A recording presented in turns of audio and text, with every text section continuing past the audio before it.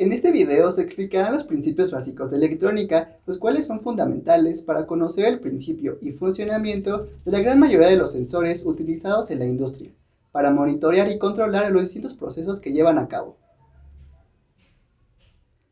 El primer concepto es la electricidad. Esta se refiere al conjunto de fenómenos físicos causados por la existencia, interacción y movimiento de cargas eléctricas, en este caso los electrones. Recordemos que un átomo está formado por neutrones, protones y electrones. Los neutrones y protones se encuentran en el núcleo, mientras que los electrones orbitan alrededor de este en diferentes niveles. Entonces la electricidad se refiere al flujo de electrones de un átomo a otro, ya sea a lo largo de un mismo material o entre dos materiales distintos. Sin embargo, este no es un proceso natural, y para que este ocurra se necesitan dos componentes. El primero es un material conductor que permite el paso de electrones. Tiene la característica de poseer pocos electrones en su última capa, lo que provoca que no se necesite mucha fuerza para su movimiento. Algunos ejemplos son los metales como el aluminio, el cobre, el oro y la plata, aunque también hay otras sustancias como los ácidos, las bases y las sales diluidas denominadas electrolitos. El segundo componente es la aplicación de un campo eléctrico. Este se refiere a un campo de fuerza creado por la atracción y repulsión de cargas eléctricas, lo que provoca el flujo de electrones. Es una magnitud vectorial ya que posee magnitud, dirección y sentido y se mide en voltios por metro. Gracias a la aplicación del campo eléctrico, las cargas experimentan una fuerza y por lo tanto están en movimiento. El segundo concepto es el de circuito eléctrico. Este es un conjunto de elementos conectados entre sí, de tal forma que permiten el paso de corriente eléctrica para realizar un trabajo útil. Aquí tenemos un circuito en donde la pila genera la energía eléctrica y esta fluye a través de conductores hasta el foco para encender. Los componentes de un circuito eléctrico son los siguientes. Primero está el generador de energía eléctrica. En este caso tenemos una pila que transforma la energía química en energía eléctrica, pero este también puede provenir de termoeléctricas, paneles solares, turbinas eólicas, entre otras.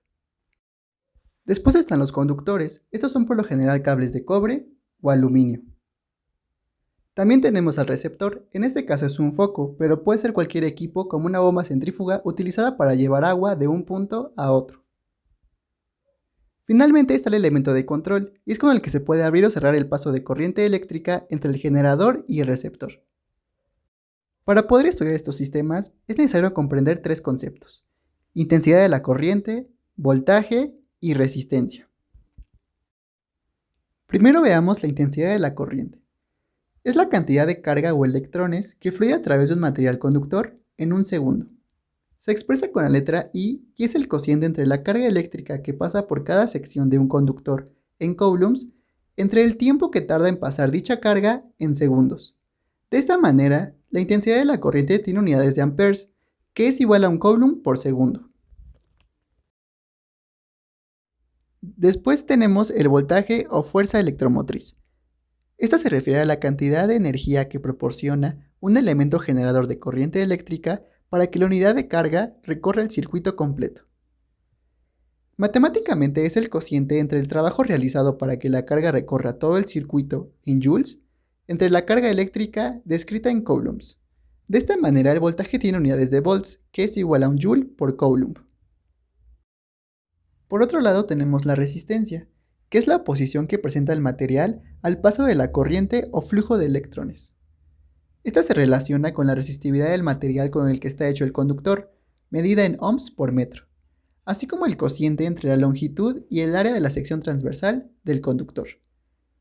La resistividad es dependiente de la temperatura, y esta es particular para cada material. Podemos ver a la plata, el cobre y el aluminio como materiales conductores, teniendo una resistividad en el orden de 10 a la menos 8. Por otro lado, la madera y el vidrio, considerados como malos conductores de electricidad, tienen una resistividad del orden de 10 a la 8 y 10 a la 14. De esta manera, a una menor resistividad, mejor conductor de electricidad será nuestro material. Finalmente, se obtiene que la resistencia tiene unidades de ohms, que es igual a un volt por ampere. Estas tres magnitudes eléctricas que acabamos de ver se relacionan en la ley de Ohm, descrita en 1827 por el físico alemán Georg Simon Ohm, en donde enuncia que la intensidad de la corriente eléctrica que pasa por un conductor en un circuito es directamente proporcional a la diferencia de potencial aplicada a sus extremos e inversamente proporcional a la resistencia del conductor. De esta manera tenemos que la intensidad de la corriente es igual al cociente entre el voltaje y la resistencia.